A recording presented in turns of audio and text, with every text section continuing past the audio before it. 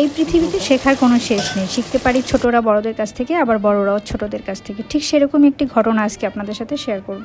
আজকে চিকেন বিরিয়ানি রান্না করা হবে, এজন্য 1 কেজি মুরগির মাংস নেওয়া হয়েছে এবং বিরিয়ানি মশলার জন্য নেওয়া হয়েছে। এখানে সবগুলো একসাথে টেলে নিয়ে এগুলো গুঁড়ো করে নেওয়া হয়েছে।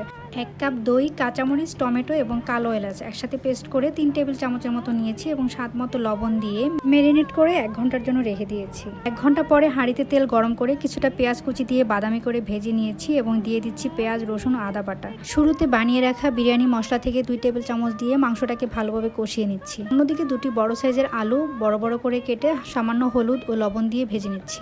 মাংসটা কষানো হয়ে গিয়েছে। এখন আমি এর মধ্যে তেজপাতা দিয়ে জাল করে নেওয়া গরম পানি 1.5 কাপ পরিমাণ দিয়ে দিয়েছি এবং চিনি, জিরা ও লাল মরিচের গুঁড়ো দিয়ে দিচ্ছি 1 চামচ করে। ভেজে নেওয়া আলুগুলো ও 1 কাপ দুধ দিয়ে ভালোভাবে কষিয়ে এর মধ্যে 1/2 কেজি পোলার চাল দিয়ে ভালোভাবে কষিয়ে নিচ্ছি। সাধারণত যে পরিমাণ চাল নেওয়া হয় তার ডাবল পানি দিতে হয়, বাট আমার এখানে চালটা একটু নতুন ছিল তাই আমি 2 কাপ পানি ও 1 কাপ দুধ দিয়েছি। কিছু কিশমিশ ও ঘি দিয়ে দিচ্ছি।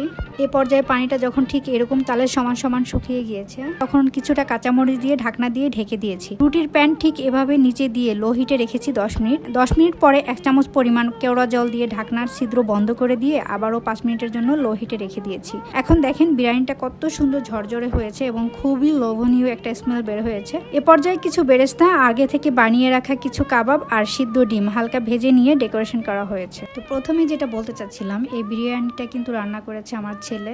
আমি যখনই বিরিয়ানি রান্না করি সে প্রায় বলে যে মা তোমার বিরিয়ানি মজা হয় ঠিক আছে, বাট তোমার বিরিয়ানিটা প্রপার ওয়েতে রান্না হয় না। তো সে বলল যে আজকে আমি রান্না করব, তুমি দেখো। সে ঠিক এভাবেই রান্না করলো। সবাই অনেক বেশি এক্সাইটেড ছিল যে এটা কি হতে যাচ্ছে।